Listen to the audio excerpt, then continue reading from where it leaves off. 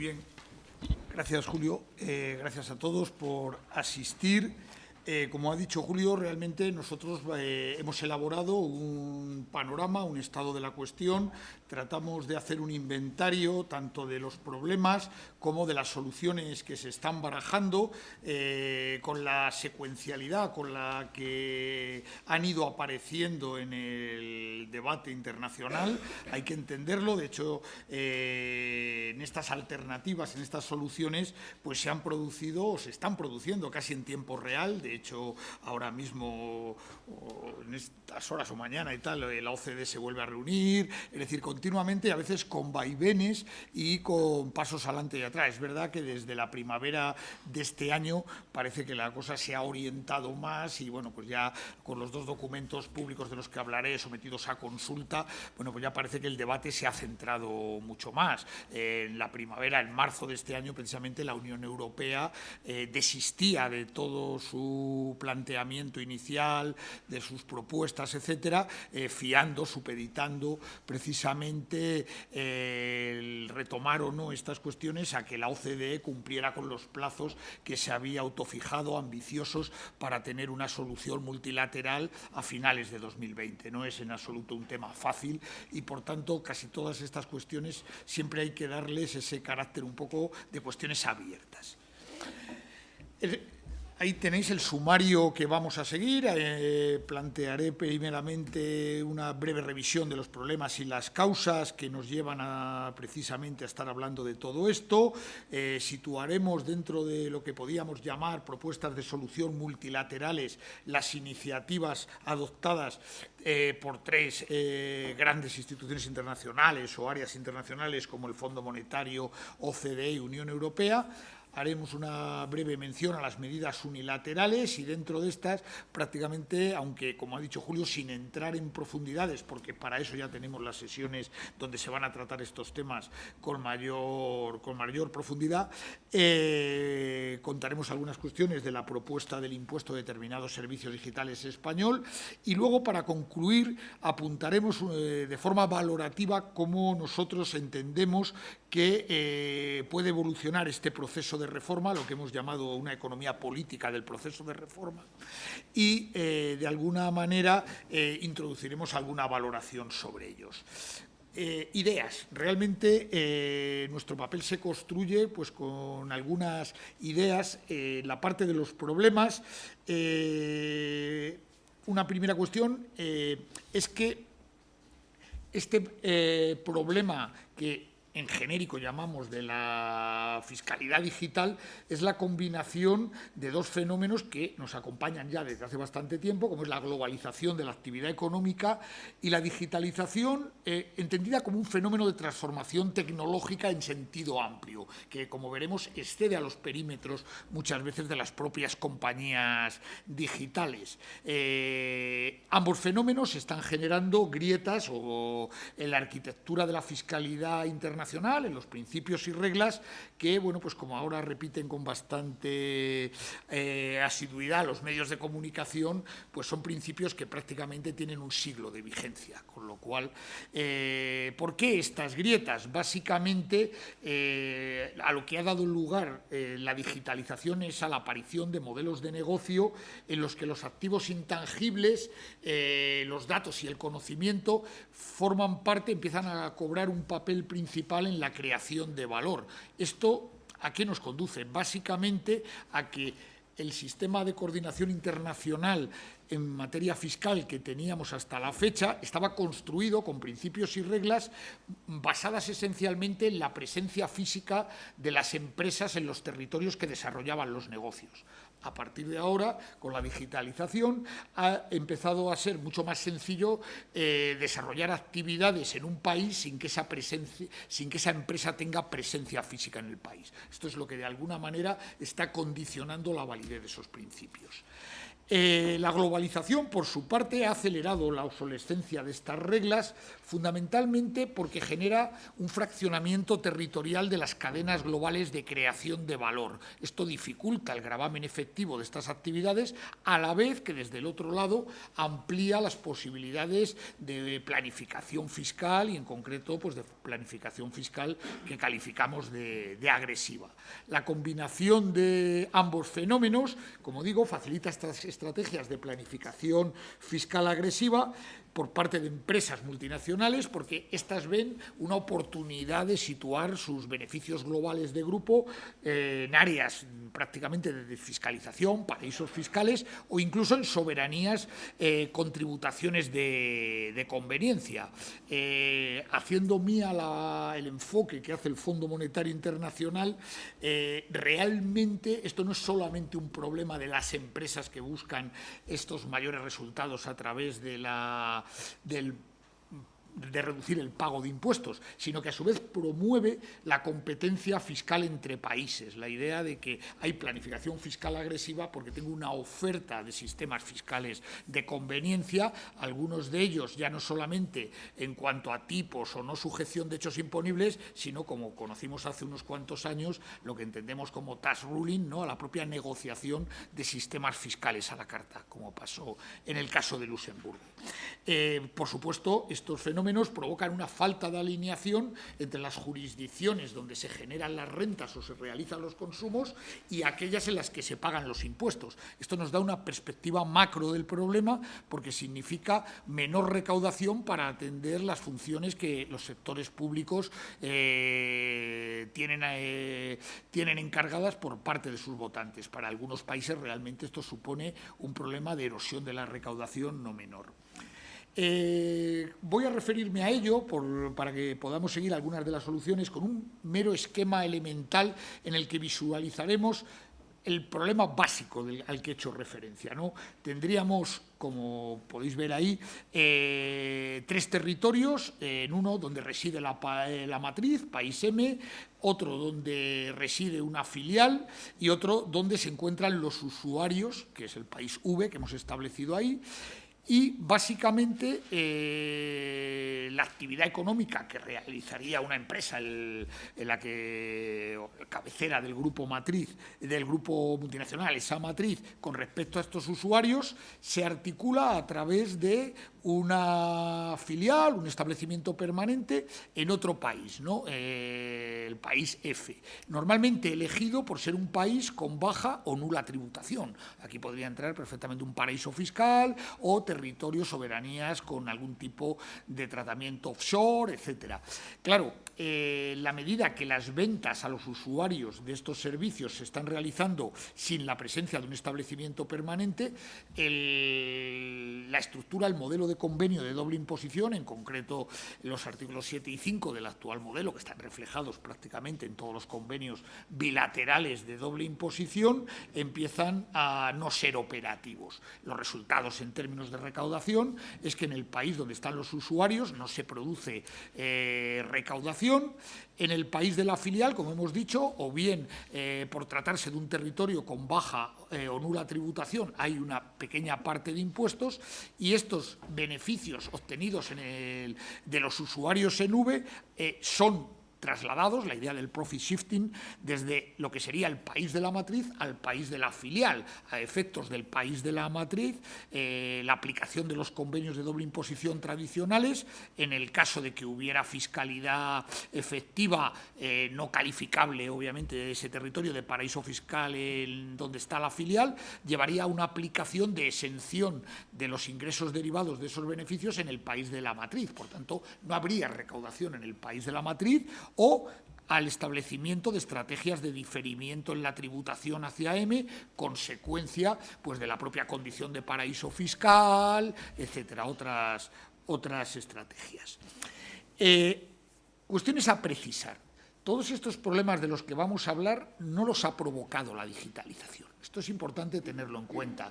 Ni son exclusivos de las empresas de ese sector. Fórmulas de planificación fiscal como el conocido doble irlandés con el sándwich holandés, que todos más o menos los que nos dedicamos a estas cosas conocemos. Esto era una estrategia bastante previa a la creación de los gigantes digitales. Pero eso sí, como destaca el Fondo Monetario, la digitalización, y además cada vez a mayor escala, ha exacerbado estos problemas en la medida que cada vez es menos necesaria, como ya he dicho, la presencia física de las empresas en las jurisdicciones en las que se venden bienes o se realizan servicios. Con lo cual, una primera valoración que haríamos es que cualquiera de estas soluciones no puede afectar solo a las empresas digitales.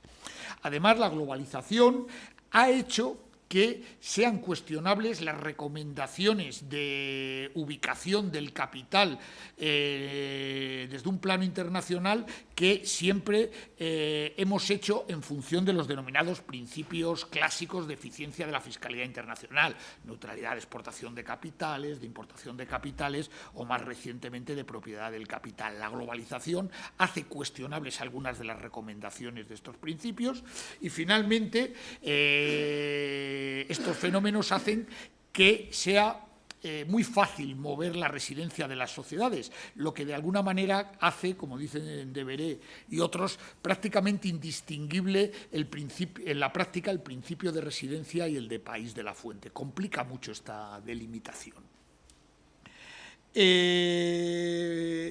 Vamos a hablar de imposición societaria, como ha adelantado Julio, pero, por supuesto, la digitalización va a acabar afectando al sistema fiscal en su conjunto. No solamente transforma los negocios en la línea que he apuntado, sino también la vida cotidiana de las personas. Todos nos operamos con teléfonos inteligentes, estamos afectados por el blockchain, por compras digitales, etcétera, etcétera, etcétera. Con lo cual, esto hace que prácticamente todas las relaciones que utilizamos para determinar hechos imponibles y recoger así la capacidad de pago, de alguna manera se acaban viendo afectadas. Como hemos dicho, nuestro propósito es contribuir al debate abierto sobre estas cuestiones, tratando de hacer una presentación valorativa, pero con un enfoque esencialmente hacendístico. ¿De acuerdo? Es decir, no solamente nos ocuparemos de problemas asociados a la tributación del beneficio en las sociedades, sino a su vez también marcaremos una delimitación con otras alternativas que incluso desde un punto de vista más radical pues se plantean de sustituir el gravamen directo de beneficios societarios por imposición personal, como alguna de las propuestas de Devereux y compañía del fondo, y por supuesto problemas como imposición indirecta, economía colaborativa, prácticamente incrustados en los temas de sociedades, serán tratados en otras presentaciones.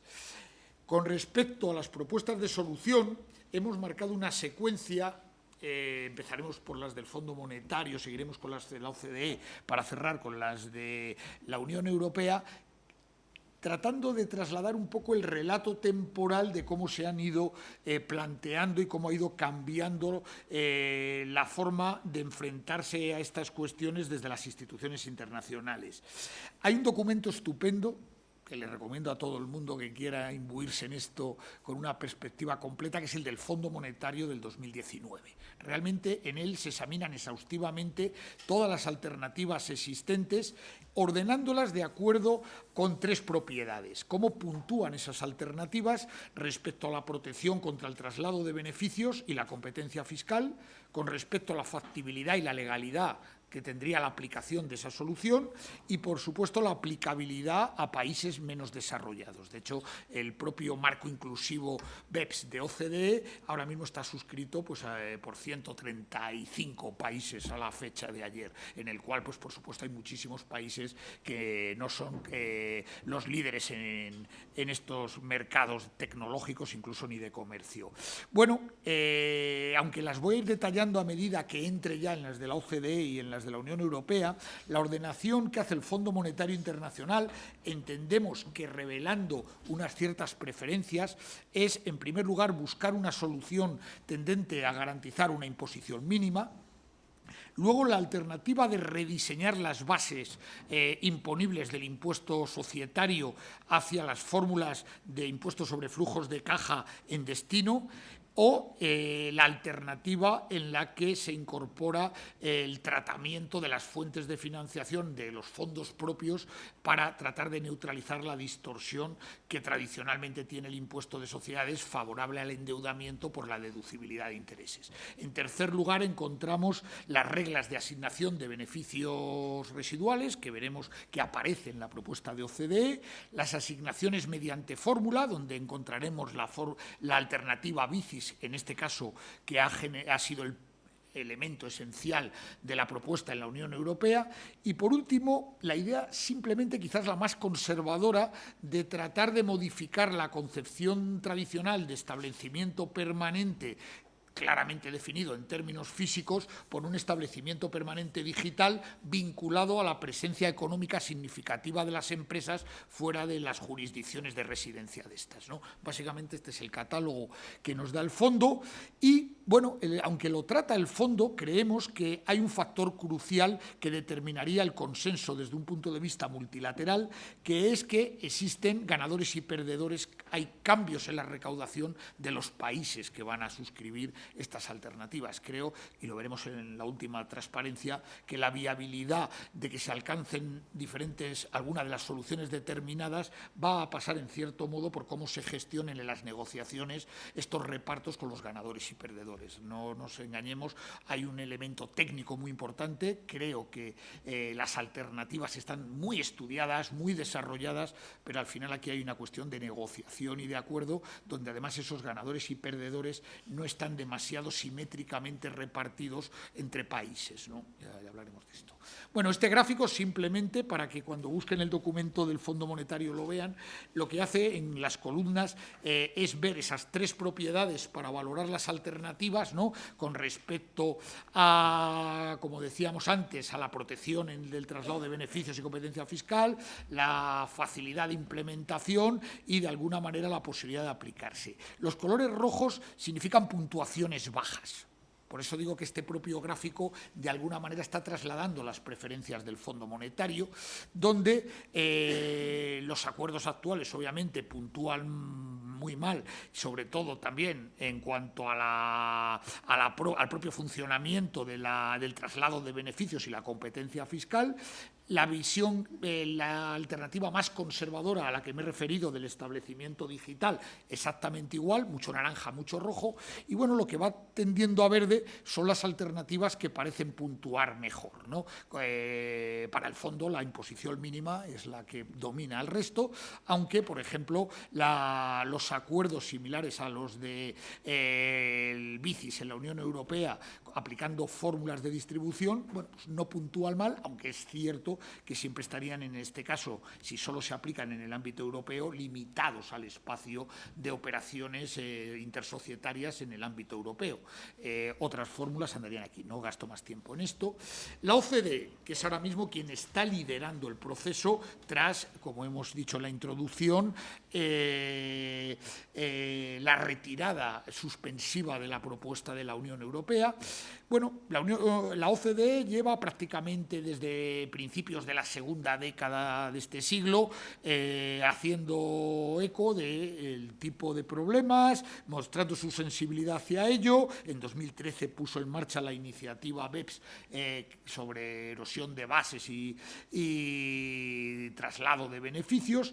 Y, bueno, pues justifica económicamente todo este proceso por las pérdidas de tributación que fija en una horquilla amplísima entre 100.000 y 240.000 millones de dólares año. Bueno, ¿de dónde salen estos números? El otro día escuchaba las cifras de la gente de Berkeley, de Zuckman, de Saez, etcétera. Bueno, una cifra simplemente enorme. Nadie puede realmente cuantificar esto con una precisión rotunda. Bueno, no voy a obviar toda la evolución hasta llegar a la primavera de 2019, donde se ha fijado una ruta en las reuniones del G20, primero de ministros de finanzas y gobernadores de bancos centrales en Fukuoka y posteriormente en Osaka, la de presidentes de gobierno y de países pertenecientes al G20, donde con un carácter muy ambicioso, proponían o se establecían el compromiso de que en los meses de octubre y noviembre la OCDE publicara una propuesta dirigida a avanzar en este tipo de negociaciones.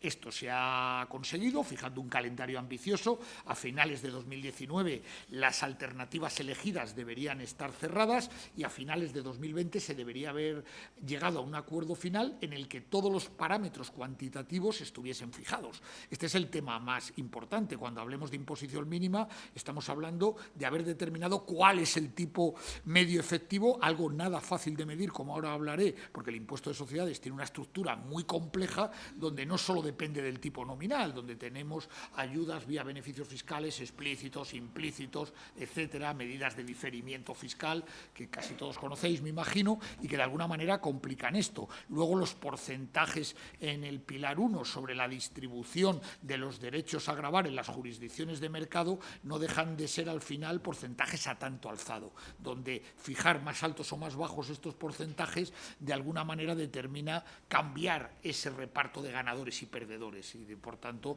el acuerdo final.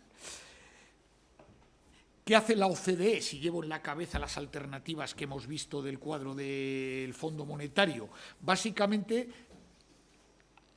determina dos pilares, dos ejes de la actuación, uno vinculado a la alternativa tercera, a la distribución residual de los beneficios, y otra a la tributación mínima. ¿De acuerdo? Así, el pilar 1 lo que trata de hacer es asignar derechos de gravamen a las jurisdicciones donde se localizan los consumidores y usuarios, lo que denomina OCDE jurisdicciones de mercado, estableciendo para ello un punto de conexión, un nexo fiscal que deja de ser la presencia física, por los problemas que ya hemos advertido al principio, y lo hace girar sobre la jurisdicción en la que se encuentra el volumen de ventas.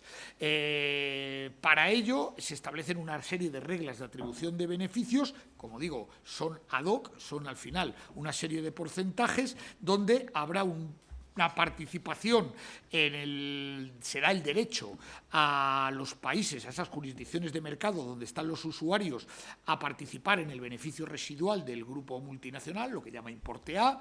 A su vez, estas jurisdicciones de mercado seguirían gravando las actividades de marketing y distribución conforme a las reglas actuales establecidas en los convenios de doble imposición, básicamente seguir aplicando las cláusulas de establecimiento permanente, aunque también se abre la posibilidad de establecer remuneraciones fijas para estas actividades, de nuevo porcentajes ad hoc, en el caso que sea necesario aplicarlo, se vea que no es efectiva la aplicación del mecanismo tradicional. En cualquier caso, la posible controversia que este segundo importe, el B, pueda generar, da lugar al reconocimiento de la posibilidad, utilizando los sistemas de precios de transferencia tradicionales, de poder gravar beneficios adicionales. Con lo cual queda un poco en incertidumbre cuál va a ser la proporción de reparto, pero bueno, ese es el esquema por el que opta este pilar 1. El pilar 2 es un pilar que básicamente lo que engloba o lo que trata de introducir es una tributación mínima global aplicable a las grandes empresas multinacionales. El objetivo, pues, es claro, ¿no? Es evitar que estas empresas tengan incentivos para distribuir de forma estratégica sus beneficios entre jurisdicciones, aprovechando las ventajas fiscales a las que me he referido. Además, haciendo suyo un poco el argumento del Fondo Monetario, con esta tributación mínima se fijaría un suelo para la competencia fiscal entre jurisdicciones, bajo esa premisa de que la planificación fiscal agresiva existe porque hay países que se comportan estratégicamente ofreciendo, pues vamos a llamar, una fiscalidad a la carta. Por supuesto, para nosotros la cuestión central aquí es determinar cuál será el nivel de tributación mínima efectiva, algo que, como ya he adelantado, no es nada sencillo dada la estructura tan compleja del impuesto de sociedades.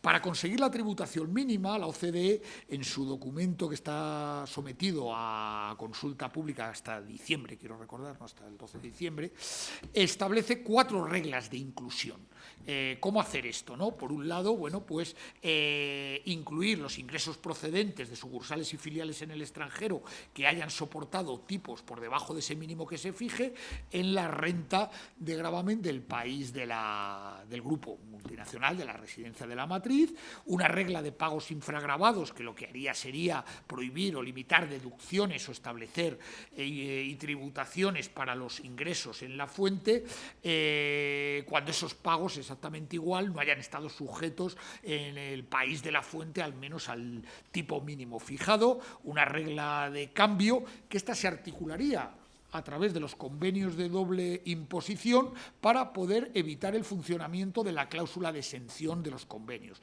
La cláusula de exención de los convenios de doble imposición, para los que puedan no saberlo, realmente opera de tal manera que cuando una filial de una empresa matriz residente en otro país obtiene beneficios en el extranjero y tributa allí, a efectos de la residencia de la matriz, es decir, al definir su base imponible con un criterio de renta mundial, quedan exentos esos beneficios obtenidos fuera. Bueno, en muchos casos esto se utiliza como estrategia de conveniencia y lo que daría esta regla de cambio es la posibilidad de neutralizar este mecanismo. Muy sencillo porque voy mal de tiempo, pero viene a ser eso. Y por último, una regla que complementaría a la de los pagos infragravados que permitiría de alguna manera neutralizar beneficios concretos presentes para determinadas rentas en los convenios de doble imposición. Bueno, con esta solución, recuerdan el gráfico, ¿no?, que hemos visto, pues ahora lo que pasaría, directamente aplicando Pilar 1 y 2, es que en el país donde radican los usuarios, con esa sucesión de porcentajes para las jurisdicciones de mercado, habría una parte de recaudación para la jurisdicción, para el país donde están los usuarios. En el país de la filial, que podría ser un país de baja o de nula tributación, simplemente el derecho a gravar de este país por esas ventas realizadas en nube vendría minorado esa parte de los beneficios por la parte que se grabara en el país de los usuarios. Finalmente, a nivel del país de residencia de la matriz, operaría el Pilar 2 aplicando las reglas de tributación mínima a las que he hecho referencia. Con este esquema, las tres jurisdicciones acaban teniendo una parte de la recaudación y los comportamientos de oferta de fiscalidad agresiva por parte de los estados, bueno, pues quedarían condicionados, como vemos, en el país de la filial por estas minoraciones. Este es el esquema que básicamente lleva a la OCDE. La OCDE hace una advertencia que yo creo que es muy, muy importante, y es que si se llega a este acuerdo, ojo, el funcionamiento de estas reglas necesitaría, aquí me gustaría escuchar sobre todo la opinión de la administración tributaria, etcétera, esto es importante, su inclusión en la legislación interna de los países, esto es importante, su inclusión en los convenios de doble imposición. Tenemos una red de convenios bilaterales en el mundo actualmente que supera los 3.000, 2 a 2, con lo cual esto condiciona todo este tipo de normas, y, por supuesto, una regla de coordinación que evitase una concurrencia de gravámenes por varias jurisdicciones fiscales. Podríamos tener problemas de doble imposición si no delimitamos las sujeciones concretamente en estas jurisdicciones. Por supuesto, el esquema que hemos puesto es tremendamente sencillo. La realidad es mucho más compleja. Sociedades encadenadas en varias jurisdicciones, con lo cual esta norma de coordinación es bastante esencial. La Unión Europea. Terminando. La Unión Europea lleva bastante tiempo, desde prácticamente 2015-2016, buscando una solución a largo plazo para atender a estos problemas que ubicaríamos dentro de la cuarta alternativa de la clasificación del Fondo Monetario. Estoy hablando del instrumento que conocemos como base imponible común consolidada del impuesto de sociedades, o en nuestro argot normalmente BISIS o CCCTB en inglés.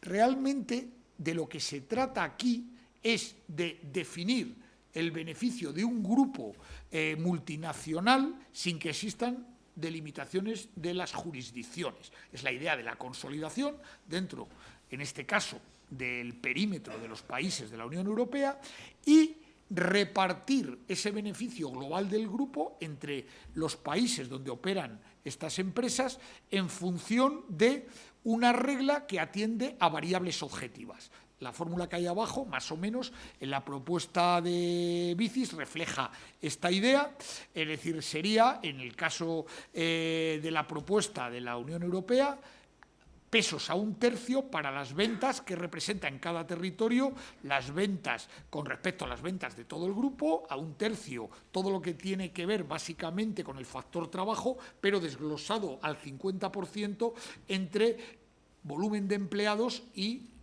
salarios, y por último a otro tercio el valor de los activos, entendemos que serían de los activos que forman parte en términos de activos reales de estas compañías, ¿de acuerdo? Bueno, pues con esa prorrata al final se repartiría el beneficio común para, la base imponible común de todo el grupo. ¿Con esto qué se logra? Bueno, si llevamos el ejemplo anterior en la cabeza, estaríamos haciendo un reparto entre las 3 jurisdicciones, M, F y V, que hemos estado viendo en el gráfico, y además tiene una diferencia con los modelos anteriores, y es que no renuncia a que se mantengan tipos diferenciados de impuesto de sociedades entre países, y con lo cual no estaría forzando una convergencia a un nivel mínimo de tributación. No les adelanto que a nosotros técnicamente es una solución que nos parece la más mejor desarrollada.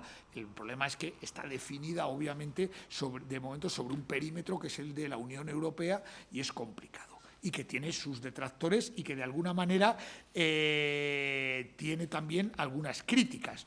Como les digo, es una medida o un instrumento que permite neutralizar las estrategias relacionadas con la deducibilidad abusiva de intereses, neutraliza el diferimiento de tributación de beneficios de filiales y establecimientos permanentes, porque en la medida que es automática la definición de la base imponible común consolidada, cualquier estrategia de retención de beneficios, etcétera, dentro de los países implicados carece de sentido, y desde el punto de vista de los costes de gestión es muy atractiva porque reduce, claro, en los costes derivados de la fijación de precios de transferencia. Los precios de transferencia dejan de ser necesarios para poder hacer este reparto, cuestión que también tiene sus ganadores y perdedores. Esto tampoco es una medida que sea totalmente neutral entre todos los agentes que operan en este mercado de la fiscalidad, si lo queremos definir así. Por supuesto, no está exenta de limitaciones, como la literatura hacendística, alguna de ellas bastante reciente y con algunos nombres de primer nivel, como Noxen, etcétera, han destacado. ¿Por qué? Porque la propia elección de los 3 factores de reparto puede generar a su vez estrategias de planificación fiscal de dónde, en qué países reasignar cada uno de los factores. Acordaros de cuando hablaba de la globalización, de las cadenas de generación de valor y su fragmentación en un mundo tan globalizado, con lo cual yo puedo tener plantas de producción en países determinados de la Unión Europea, centrar activos de otro determinado tipo en otro país, es decir, no evita las estrategias. Bueno, de alguna manera, esta propuesta de la Unión Europea no ha desatendido tampoco el problema específico de los negocios digitales. Muy breve, porque estoy viendo que el tiempo pasa. La propia Comisión Europea promovió una directiva de tributación de las sociedades con presencia con presencia digital significativa, en la que es esencial el elemento del establecimiento permanente digital como nexo de sujeción fiscal para las empresas que tienen presencia digital significativa en un determinado Estado miembro. ¿A qué estoy hablando? Aquellos países donde se están realizando las ventas porque sus usuarios están en esos territorios. Por tanto, lo que hace la propuesta de directiva es establecer otra vez principios de atribución de beneficios en relación con esa presencia digital significativa, reglas de sujeción territorial para identificar a esos usuarios en los territorios con derecho a gravamen, pues a través de direcciones IP, geolocalización, voy muy rápido, número de veces por año que se utilizan los dispositivos y estableciendo criterios para que esas partes de los beneficios solo sean gravables por el impuesto de sociedades en el país donde hemos identificado a esos usuarios efectivos. El catálogo de actividades incluidas, actividades digitales, bueno, pues son los que más o menos hemos escuchado continuamente, las que tienen que ver con la venta de datos a nivel de usuario en todas sus variantes, cuando los genera el usuario, los espacios de publicidad de línea o incluso la puesta a disposición de contenidos creados por terceros en el mercado digital, ¿no? Y bueno, cualesquiera otros servicios digitales. Para determinar estos beneficios imputables se sigue un método de distribución del beneficio, aunque subsidiariamente la propuesta reconoce la posibilidad de aplicar un método de análisis funcional que esté internacionalmente validado. Como posibles factores de distribución, básicamente, número de usuarios y datos, y se contempla la posibilidad de tener en cuenta gastos de investigación, desarrollo y comercialización. La idea es muy parecida a la del principio Arm's Length que guía la fijación de precios de transferencia. Se trataría de identificar que esa presencia digital generara un determinado valor que hubiera sido el que hubiera desarrollado una empresa separada o independiente dentro del grupo. Esto no es fácil, se acude a la idea del análisis funcional para determinar esto, pero bueno, de alguna manera es lo que está subyacente. En cuanto a los costes que se podrían tener en cuenta para reducir estos fraccionamientos del beneficio, pues son los que tienen que ver con toda la inversión tecnológica, ¿no? Desarrollo, mejora, mantenimiento, explotación de activos intangibles, para tratar de neutralizar la parte del coste de inversión que tendrían estas compañías, en este caso en cada territorio. Voy muy rápido.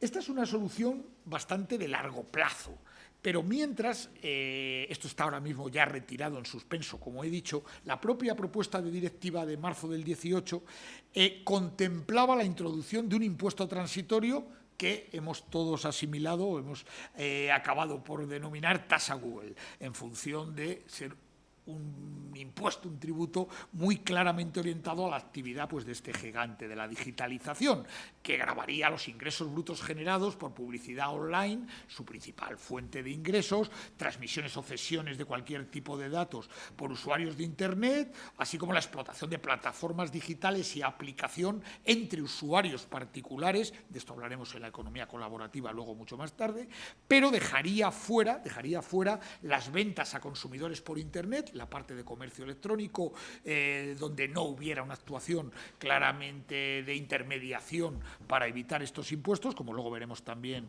la parte de fiscalidad indirecta, igual que la venta de contenidos digitales que de alguna manera forman parte de un negocio concreto. Se establecen dos limitaciones para poder gravar, esto es una de las fuentes de crítica fundamental que soportó esta medida, y es que tendría una definición de sujetos pasivos con nombres y apellidos, ¿no? Está claro que solo se aplicaría a empresas que facturaran por estos conceptos más de 750 millones de euros año, y siempre que los ingresos de estos hechos imponibles en la Unión Europea fueran superiores a 50 millones. Se fijaba un tipo del 3% para ello. Voy a pasar rápidamente de esto. Se hacía una estimación que yo creo que debemos llevar en la cabeza cuando hablemos de la propuesta española. Para el conjunto de Estados miembros durante 2018, en la Unión Europea se estimaba una recaudación por esta tasa del 3% de 5.000 millones de euros. Bueno, las complejidades de la regla de unanimidad en materia fiscal de la Unión Europea, la oposición de Estados miembros como Irlanda y sobre todo Suecia, Finlandia y Dinamarca, precisamente que no son jurisdicciones de baja fiscalidad en contra de este gravamen transitorio, bueno, pues dieron un poquito al traste con todo esto, básicamente de forma que la propia Comisión Europea al final suspendió esta propuesta y de alguna manera se vinculó a el acuerdo que se alcanzara en el marco bilateral de OCDE al que yo he hecho referencia antes. Hay que tener en cuenta que ya en diciembre de 2018, con unanimidad, todos los Estados miembros de la Unión, en cierto modo, descafeinaron este esta tasa Google, limitándolo básicamente a los ingresos derivados de la venta de publicidad online, con lo cual realmente cabe casi hablar de un impuesto sobre la publicidad online. Esto es lo que realmente se retira en marzo del 2018, supeditado, como he dicho, a que se acuerde finalmente antes de acabar el 2020 por la OCDE las medidas de los pilares 1 y 2 a las que he hecho referencia. Medidas unilaterales. Bueno, países fundamentalmente como Alemania, España, Francia, Italia o Reino Unido las han promovido. ¿Por qué? Básicamente porque son países donde concentran un volumen de usuarios tremendo frente a los países, en este caso, país básicamente, que es Estados Unidos, aunque no solamente, o países como de Asia, fundamentalmente China, que pueden estar en el otro lado del reparto de estos ingresos. Esta pérdida de recaudación, acordaros del diagrama que se produce en el país de los usuarios, ha promovido la aplicación básicamente de impuestos que son lo mismo que la tasa Google planteada por la Comisión Europea, pero a nivel nacional. De hecho, se sigue estableciendo en estas alternativas, se sigue estableciendo el volumen de ingresos de 750 millones de euros en conjunto de estas compañías por estos servicios, y lo que se hace es el otro requisito de exceder los 50 millones en el conjunto de la Unión Europea se adecúa a cada uno de los países que lo han ido estableciendo. No tengo tiempo, no voy a entrar, luego si eso en el debate podemos hablar. Reino Unido y Australia han aplicado los Diverted Profit Tax, que son impuestos que de alguna manera tratan de neutralizar también estos comportamientos de estas compañías digitales, y no solo digitales, a través de este tipo de extracciones de rentas vía filiales, estableciendo gravámenes, que en cierto modo son algo parecido a una imposición mínima para imputar estos beneficios en el país de residencia de estos grupos con entramados complejos. Hay diferencias entre el australiano y el del Reino Unido, pero de alguna manera lo que tratan es de evitar esta evasión. Fuera de la Unión Europea conocemos las experiencias de India, Chile, Uruguay, que han operado mejor con un sistema de retenciones en fuentes sobre determinados servicios digitales, algo que ya contempla también el Plan de Acción 1 de BEPS. Creo que casi todos conocéis, aunque lo va a tratar con mayor detenimiento ahora Jordi Esteve, la propuesta del impuesto sobre determinados servicios digitales español. Básicamente, a diferencia de la propuesta de la tasa Google inicial en la Unión Europea, básicamente lo que se hacía era establecer un límite de ingresos derivados de estos servicios digitales en España, por los usuarios españoles, por encima de los 3 millones de euros. El tipo de gravamen también era el 3%. Se preveía una gestión recaudatoria del impuesto con liquidaciones trimestrales, estoy simplemente refiriendo a las diferencias con el modelo de la tasa Google, y quizás un poquito, por lo menos a mi juicio, quizás Jordi nos aclarará un poco más sorprendente, tenía que ver un poco con la estimación de recaudación. Toda la Unión Europea daba 5.000 millones para la tasa Google en todo el espacio europeo, y nuestra estimación, la que acompañaba el proyecto de ley, era de 1.200 millones de euros. No sé si os podéis decir algo de esto, mientras que las cifras, por ejemplo, para el Reino Unido son las que tenéis ahí, que no exceden, estoy hablando en libras, pero bueno, en torno a 500 millones anuales para el Reino Unido, teniendo en cuenta que el Reino Unido tiene, según los últimos números que consulté el otro día, 3,8 veces aproximadamente el negocio digital sometido a gravamen que tiene España, ¿no? Esto está aquí. Para cerrar, economía política, ¿cómo vemos todo esto? Bueno, realmente las iniciativas unilaterales parecen tener pocas posibilidades de éxito, aunque el Fondo Monetario de alguna manera establece que pueden incentivar su extensión a otros países. Hay que ser realistas. Nuestra posición es que la actuación internacional coordinada, por supuesto deseable, depende en gran medida de la aceptación por grandes países, especialmente por Estados Unidos. Ya hice una referencia a que detrás de todo esto hay un proceso de negociación.